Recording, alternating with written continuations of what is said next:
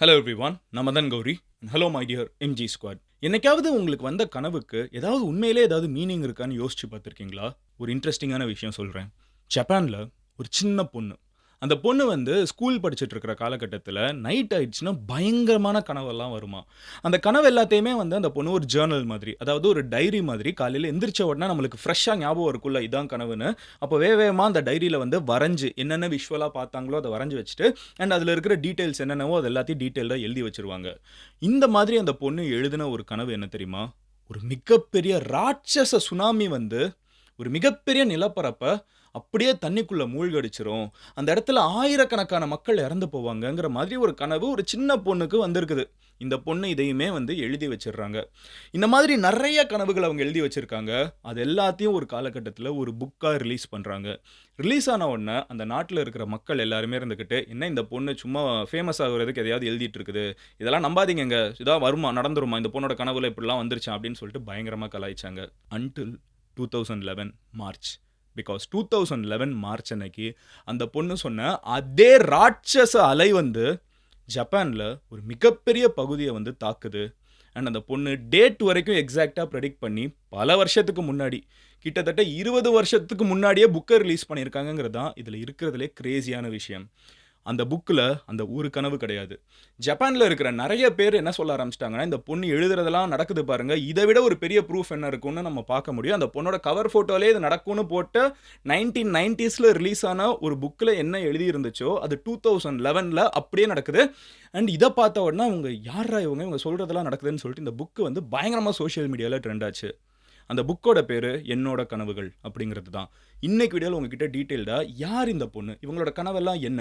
வேற என்னென்ன இவங்க கனவு கண்டிருக்காங்க? எதெல்லாம் நடக்க போகுது? அப்படிங்கிற எல்லா விஷயத்தையும் உங்ககிட்ட நான் டீட்டெயில்டா வந்து இன்னைக்கு வீடியோல சொல்லப் போறேன். இந்த மாதிரி இன்ட்ரஸ்டிங்கா வேர்ல்டு ஃபுல்லா நடக்கக்கூடிய விஷயங்கள் உங்களுக்கு டெய்லி தெரிஞ்சுக்கணும் அப்படின்னு நினைச்சீங்கன்னா, மதன் கௌரி சேனலை சப்ஸ்கிரைப் பண்ணி எம்ஜி ஸ்குவாட்ல சேருங்க.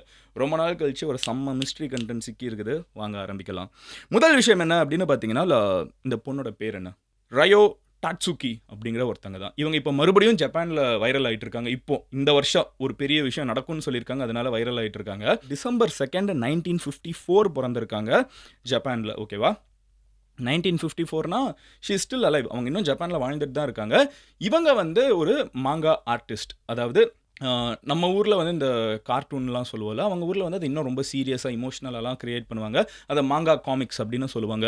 இந்த மாதிரி மாங்கா அப்படின்னு சொல்லப்படக்கூடிய ஜாப்பனீஸ் ஸ்டைல் ஆஃப் காமிக்ஸ வந்து வரையறது தான் இவங்களோட பேஷனே. இவங்க தான் வந்து சின்ன வயசுல இருக்கிறப்போ பயங்கரமா இந்த மாதிரி கனவுகள்லாம் நெறைய வர ஆரம்பிச்சிருக்குது. ஃபார் சம் ரீசன் அந்த சின்ன ஸ்கூல் படிக்கிற பொண்ணு வந்து வரையவும் பிடிக்குங்கிற காரணத்தினால, அவங்க கனவுல வந்து வரக்கூடிய ட்ரீம்ஸ் எல்லாம் வந்து பயங்கர விவிடா இருந்திருக்குது. பயங்கர கலர்ஃபுல்லா, பயங்கரமான மேசிவான இந்த ராட்சச அலை வந்து ஒரு ஊர அழிக்கிறதுனா எப்படி அது விஷுவலா கனவுல வந்தா எப்படி இருந்திருக்கும்? இதெல்லாம் அவங்களுக்கு வந்து கனவுல ரொம்ப கிராண்டா இருக்கிறப்போ, இந்த இமேஜினேஷன நம்ம ஏன் விடுவோம் அப்படின்னு சொல்லிட்டு தான் வந்து ரயோ டாட்சுகி வந்து சின்ன வயசுல கொஞ்சம் கொஞ்சமா காலையில எந்திரிச்ச உடனே அவங்களோட டைரியில இதெல்லாம் வரைவாங்களாம். ஜர்னல்ல வந்து வரைஞ்சு வச்சுருவாங்களாம். இந்த டேட் அன்னைக்கு இவ்ளோ பெரிய ஒரு சுனாமி வர்றதா என்னோட கனவுல நான் கண்டேன் அப்படின்னு சொல்லி வரைஞ்சு வச்சுருவாங்களாம். அவங்க இப்படி வரைஞ்சு வச்சது எல்லாத்தையுமே ஒண்ணா சேர்த்து தான் ஒரு புக்கா ரிலீஸ் பண்றாங்க. அந்த புக்கோட பேர் என்னன்னு பார்த்தீங்கன்னா, தி ஃபியூச்சர் ஐ சா அப்படிங்கிறது. இதுக்கு முன்னாடியே இவங்க மாங்கா ஆர்டிஸ்ட் தான். இந்த மாதிரி நெறைய ஆனிமேலாம் அவங்க கிரியேட் பண்ணியிருக்காங்க. நெறைய வரைஞ்சிருக்காங்க. நெறைய பேருக்கு ஒர்க் பண்ணியிருக்காங்க. பட் அவங்களோட ஒர்க்க வந்து யாரும் பெருசா அப்ரிஷியேட் பண்ணல. அந்த டயத்துல தான் வந்து தி ஃபியூச்சர் ஐ சா அப்படிங்கிற இந்த ஒரு புக்க வந்து 1999 ரிலீஸ் பண்றாங்க. நல்லா கவனிச்சுக்கோங்க. 2011ல வந்த சுனாமிக்கும் இதுக்கும் நடுவுல 12 வருஷம் கேப் இருக்குது. ஸோ அப்பவே அவங்க வந்து ஒரு புக் ரிலீஸ் பண்றாங்க. அதோட கவர் ஃபோட்டோலயே இத வைக்கிறாங்க.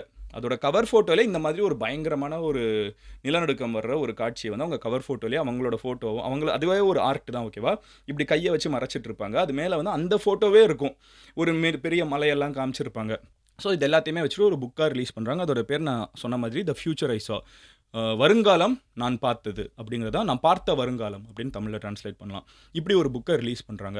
அப்போ ஜப்பான்ல இருக்கக்கூடிய இந்த ரிவ்யூவர்ஸ், கிரிட்டிக்ஸ்லாம் இருப்பாங்கல்ல, அவங்கலாம் என்ன சொல்றாங்கன்னா, நாங்க வந்து ரொம்ப சீரியஸா எடுத்துப்பாங்க இந்த மாதிரி மாங்கா புக்ஸ் எல்லாத்தையும். ஸோ அவங்க என்ன சொல்றாங்கன்னா, இது சும்மா அட்டென்ஷன் சீக்கிங் பொண்ணு. இந்த பொண்ணு வந்து ஃபேமஸ் ஆகல. இந்த பொண்ணு வந்து எழுதுறது எல்லாத்தையும் வரையறது எல்லாத்தையும் யாரும் பெருசா மதிக்கல. அதனால எப்படியாவது ஃபேமஸ் ஆகணுங்கிறதுக்காக ஃபியூச்சர்ல இந்த மாதிரிலாம் உலகத்துல பிரச்சனை வரப்போகுதுன்னு சொல்லிட்டு என்னெல்லாமோ எழுதி வச்சிருக்காங்க. இத சீரியஸா எடுத்துக்காதீங்க அப்படின்னு சொல்லி ஒரு சைடு கம்ப்ளீட்டா அந்த புக்க ரிஜெக்ட் பண்ணிடுறாங்க. 1999ல இன்னொரு சைடு என்ன பண்றாங்கன்னு பார்த்தீங்கன்னா, ஏய் வெயிட் பண்ணு. இந்த பொண்ணு சொன்ன ஆல்ரெடி நடந்திருக்கே அப்படிங்கிறாங்க. ஏன்னா என்ன விஷயம்னு பார்த்தீங்கன்னா, இந்த பொண்ணு வந்து சின்ன வயசுல வரைஞ்சிருக்காங்க. விச் இஸ் 1950ஸ்ல பிறந்தவங்க. வரைஞ்சது எல்லாமே பார்த்தீங்கன்னா 1960s, 70s அந்த ஸ்டார்ட்டிங்கில இந்த டீனேஜ் அந்த டயத்துலலாம் அவங்க வரைஞ்சு வச்சது எல்லாமே வந்து அவங்களே வந்து 99ல தான் ரிலீஸ் பண்ணுறாங்க. அவங்களுக்கே ஒரு 40 வயசுக்கு மேலே ஆனதுக்கப்புறம் தான் அவங்களே அதை ரிலீஸ் பண்ணுறாங்க. ஸோ அவங்க சின்ன வயசில் ஆல்ரெடி வரைஞ்சது நிறைய நடக்க ஆரம்பிச்சிருச்சு. ஓகேவா? என்னென்ன நடந்திருக்குதுன்னு பார்த்தீங்கன்னா, இவங்க ஒன்று எழுதியிருக்காங்க. ஓகேவா? ஃபார் எக்ஸாம்பிள் நான் உங்ககிட்ட சொல்கிறேன். டயானா இறந்ததை வந்து இவங்க எழுதியிருக்காங்க. 1997 டயானா இறந்துடுறாங்க. பட் இவங்க புக்கை ரிலீஸ் பண்ணுறது 1999 தான். ஸோ அதுக்கு 2 வருஷத்துக்கு முன்னாடி டயானா இறந்துருக்காங்க. அவங்க என்ன சொல்கிறாங்கன்னா, இந்த மாதிரி நான் சின்ன வயசில் வரைஞ்சதெல்லாம் உண்மையிலே நடக்க ஆரம்பித்த உடனே தான் எனக்கே வந்து என்னடா என்னெல்லாமோ நடக்குதுன்னா வேர்ல்டுக்கு இதை சொல்லணும்னு நினைக்கிறேன், நான் புக்காக ரிலீஸ் பண்ணேன். ஸோ 1997 வந்து டயானா இறந்து போகிறத அவங்க எப்படி எழுதியிருக்காங்கன்னா, அவங்களோட கனவில் ஒரு royal lady in a tunnel surrounded by flash lights. அரச வம்சாவளி கொண்ட ஒரு பெண் வந்து ஒரு டனலுக்குள்ள ஃப்ளாஷ் லைட்டை சுற்றி வந்து நிறைய பேர் அடித்து பார்த்துட்டு இருக்கிற மாதிரி ஒரு பொண்ணு அங்கே இருக்காங்க அப்படிங்கிற மாதிரி உங்களோட கனவுல வந்திருக்குது. இது அவங்க வந்து விவிடாக வரைஞ்சி வச்சுருக்காங்க. அவங்களோட காட்சியில் ஒரு ராயல் லேடி வந்து ஒரு டனலுக்குள்ளே நின்றுட்டு இருக்காங்க, நிறைய ஃப்ளாஷ் லைட்ஸ் இருக்குது. டயானா உண்மையிலே எப்படி இறந்தாங்க 1997? அவங்க எப்படி இறந்தாங்கன்னா, அவங்க வந்து ஒரு டனலில் காரில் போயிட்டுருக்கப்போ பின்னாடி நிறைய பேர் சேஸ் பண்ணிட்டு இந்த பாப்பராசி ஜேர்னலிஸ்ட் ஃபோட்டோலாம் ஃப்ளாஷ் லைட் எடுப்பாங்கல்ல, அவங்க சேஸ் பண்ணிட்டு வந்துட்டே இருக்காங்க. அப்போ அந்த டனலுக்குள்ளே ஒரு விபத்தில் அவங்க இறந்து போயிடுறாங்க.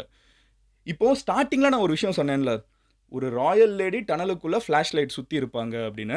இப்போது அந்த ஒரு விஷயத்தை வந்து நம்ம ஒரு விபத்தாக நம்ம எடுத்துக்க முடியாது. ஆனால் இவங்களோட கனவுல வந்து அந்த ஒரு காட்சி வந்திருக்குது. ஆக்சுவலாக அது 1997 உண்மையிலே டயானா அந்த மாதிரி டனலுக்குள்ளே இறந்து போன உடனே அது ரெண்டையும் அவங்க கனெக்ட் பண்ணியிருக்காங்க. அடுத்து என்ன நடந்திருக்குதுன்னு பார்த்தீங்கன்னா, ஃப்ரெடி மெர்க்குரி நம்ம எல்லாருக்குமே தெரியும், ரொம்ப ஃபேமஸான பாப் ஸ்டார். அவங்க வந்து 1991 இறந்து போனாங்க. அவங்க இதை எப்படி எழுதியிருக்காங்கன்னா, brightest shining western musician who suddenly disappears. ஒரு மிகப்பெரிய வெஸ்டர்ன் மியூசிஷியன் திடீர்னு காணாமல் போயிடுவாங்க அப்படின்னு சொல்லிட்டு 1991 போட்டிருக்காங்க. அதுவும் நடந்திருக்குது. அந்த சின்ன பொண்ணோட கனவுல வந்து இன்னொரு ஒரு பயங்கரமான விஷயம், பயங்கரமான ஒரு ஷேக்கிங் வந்து எர்த்தே வந்து ஆடுது அப்படின்னு சொல்லிட்டு 1995 வந்து ஒரு நிலநடுக்கத்தை ப்ரெடிக்ட் பண்ணியிருக்காங்க. இது எல்லாமே வந்து 1999 ஒரு புக்காக வரப்போ யாரும் அது பெருசாக சீரியஸாக எடுத்துக்கல. ஏன்னா முடிஞ்ச விஷயம், மேபி இந்த பொண்ணே சும்மா அட்டென்ஷனுக்காக வரைஞ்சி வச்சு நான் சின்ன வயசுலேயே வரைஞ்சேன்னு சொல்லி காமிக்கிறாங்கன்னு அதை சீரியஸாக எடுத்துக்கல. பட் இந்த புக் ரிலீஸ் ஆகுறது 1999, யாரும் கண்டுக்கல, ரிஜெக்ட் பண்ணியாச்சு. பட் 12 வருஷம், 2009 அதுக்கப்புறம் 2011 இந்த புக்கில் என்ன ப்ரெடிக்ட் பண்ணியிருக்காங்கன்னா, ஒரு மிகப்பெரிய நிலநடுக்கம். நான் எக்ஸாக்ட் வேர்ட் சொல்லணும்னா, massive waves swallowing north eastern Japan. ஓகேவா? நார்த் ஈஸ்ட் ஜப்பானை மிகப்பெரிய ராட்சஸ் அலைகள் வந்து விழுங்குற மாதிரி இந்த பொண்ணோட கனவுல வந்திருக்குது. இது அந்த புக்கில் 1999 அவங்க வரைஞ்சி வச்சுட்டாங்க. இதுக்கு முன்னாடி நடந்ததெல்லாம் நம்பலைனாலும் இதை அவங்க வரைஞ்சி வச்சிருக்காங்க. இதுக்கப்புறம் என்ன ஆகுதுன்னு பார்த்தீங்கன்னா, 2011 உண்மையிலே அது நடந்த உடனே எல்லாரும் போச்சு, இந்த பொண்ணு ஆல்ரெடி சொல்லியிருக்குது, ஊரில் எல்லாரையும் சொல்லியிருக்குது, யாருமே கண்டுக்கல. அதில் நிறைய பேர் இறந்து போனாங்க. ஓகேவா? அது ஜப்பானோட வரலாற்றில் ஒரு ரொம்ப மோசமான ஒரு விஷயம். அந்த பொண்ணு ஆல்ரெடி அதை சொல்லி வச்சுட்டாங்கன்னு சொல்லிட்டு பயங்கரமாக அப்போ தான் இந்த பொண்ணு வைரல் ஆகிறாங்க. அப்புறம் தான் இந்த பொண்ணு வேறு என்னென்ன ப்ரெடிக்ட் பண்ணியிருக்காங்கன்னு சொல்லி பார்க்குறப்போ தான் அடுத்த லிஸ்ட்டு வருது. இவங்க வந்து ஆல்ரெடி கோவிடை பற்றி ஒன்று சொல்லியிருக்காங்க அந்த புக்கிலேயே 1999 25 வருஷம் கழிச்சு ஒரு அன்னோன் வைரஸ் ஒன்று வரும் 2020 சொல்லிட்டு 2020 மென்ஷன் பண்ணியிருக்காங்க, நம்மளால் பார்க்க முடியுது. அதுக்கப்புறம் வில் டிஸப்பியர் ஆஃப்டர் பீக்கிங், ஏப்ரலில் வந்து பீக் ஆகும், அப்புறம் காணாமல் போயிடும், 10 வருஷம் கழிச்சு மறுபடியும் அது வருங்கிற மாதிரி வந்து அவங்க எழுதியிருக்காங்க. ஸோ இது வந்து அவங்க எக்ஸாக்டாக எழுதியிருக்காங்களா இல்லைன்னு தெரியல, பட் எழுதியிருக்காங்க, நிறைய மீடியா ஹவுசஸில் காமிச்சிருக்காங்க. பட் அதை உங்ககிட்ட சொல்லிடுறேன். பட் அவங்க இனிமேல் நடக்கும்னு சொன்ன ப்ரெடிக்ஷன்ஸ் நான் இப்போ இதுக்குள்ளே போயிடுறேன். ஸோ இவங்க 2025 பற்றி ஒரு ப்ரெடிக்ஷன் மேக் பண்ணியிருக்காங்க. அதுதான் மறுபடியும் இவங்களை வந்து சோஷியல் மீடியாவில் வைரல் ஆக்கி இருக்குது. 2025 ஜப்பானில் ஒரு மிகப்பெரிய சுனாமி வரும் அப்படின்னு சொல்லிட்டு இவங்க மறுபடியும் ஒரு ப்ரெடிக்ஷனை அந்த புக்கில் மேக் பண்ணியிருக்காங்க. அதுதான் இப்போ சோஷியல் மீடியாவில் மறுபடியும் இவங்களை பஸ்ஸை கிரியேட் பண்ணிட்டு இருக்குது. ஓகேவா? அடுத்து அவங்க உலகத்துக்கு என்னென்ன ப்ரெடிக்ஷன்ஸ் மேக் பண்ணியிருக்காங்கன்னு பார்த்தீங்கன்னா, ஏலியன் கான்டாக்டிங் நடக்கும் அப்படின்னு போட்டிருக்காங்க. 2040 சடன் நான் ஹியூமன் லைஃப் ஃபார்ம் வரும்னு போட்டிருக்காங்க. அதை நான் ஏலியன்னு சொல்கிறேன். பட் அவங்க எப்படி சொல்கிறாங்கன்னா, மனிதர் அல்லாத உயிரினங்கள் வந்து திடீர்னு இடத்துல அப்பியர் ஆகும் 2040 அப்படிங்கிறாங்க. நான் அதை ஏலியனாக பார்க்குறேன், நீங்கள் அதை எப்படினாலும் பார்க்கலாம். பட் இவங்களோட 2040 ப்ரெடிக்ஷன் நான் ஹியூமன் லைஃப் ஃபார்ம் திடீர்னு கண்ணுக்கு தெரிய ஆரம்பிக்கும், திடீர்னு இடத்துல வரும் அப்படிங்கிற ஒரு டோனில் சொல்லியிருக்காங்க. அடுத்து என்ன சொல்கிறாங்கன்னா, எர்த்தோட மேக்னெட்டிக் ஃபீல்டே மாறும் அப்படின்னு பேசுகிறாங்க. அப்படி மாறிச்சுன்னா நம்ம வந்து கிளைமேட்லாம் எல்லா இடத்துலையும் கண்டமானிக்கு மாறும். வெயிலாக இருக்கிற இடம்லாம் பனியாக மாற வாய்ப்பு இருக்குது, பனியாக இருக்கிற இடம்லாம் வெயிலாக மாற வாய்ப்பு இருக்குது. அந்த மாதிரி ஒரு ப்ரெடிக்ஷன் மேக் பண்ணியிருக்காங்க. அப்புறம் வந்து sea of people holding lights in the dark. So ஒரு மிகப்பெரிய கடல் அலை மாதிரி மக்கள் வந்து இருட்டில் விளக்கை ஏந்திட்டு இருப்பாங்கன்னு ஒரு ப்ரெடிக்ஷன் மேக் பண்ணியிருக்காங்க. யூத் லெட் ரெவல்யூஷன் வந்து உலகம் ஃபுல்லாக உருவாகும் அப்படின்னு சொல்லி போட்டிருக்காங்க. அப்புறம் வந்து மனிதர்கள் வந்து வாக்கிங் ஷெல் மாதிரி, அது அவங்களோட கனவை வரைஞ்சு அப்புறம் ஓரளவுக்கு அவங்க டெக்ஸ்ட் வச்சிருக்கனால, மனிதர்கள் வந்து வெறுமனே வாக்கிங் ஷெல்லா இருப்பாங்க. ஒரு சிப்பிக்குள்ள முத்தே இல்லாம வெறுமனே சிப்பி மட்டும் இருந்தா, வேஸ்ட்டா இருந்தா எப்படி இருக்கும்? அந்த மாதிரி மனிதர்கள் மாறிருவாங்க. மைண்ட் லாஸ் இருக்கும். வாக்கிங் ஷெல்ஸா இருப்பாங்கன்னு ஒரு கனவு இருக்குது. அண்ட் அடுத்த கனவு என்னன்னு பார்த்தீங்கன்னா, there will be a time உயிர் வாழ்கிற நிறைய விஷயங்கள் காணாமல் போயிடும். The silence after the noise will be deafening. அதுக்கப்புறம் ஒரு அமைதி வந்து காதை கிளிக்கிற அளவுக்கு இருக்கும். நிறைய உயிரினங்கள் வந்து காணாமல் போகும் அப்படின்னு சொல்லிட்டு நிறைய ப்ரெடிக்ஷன்ஸ் மேக் பண்ணி வச்சுருக்காங்க.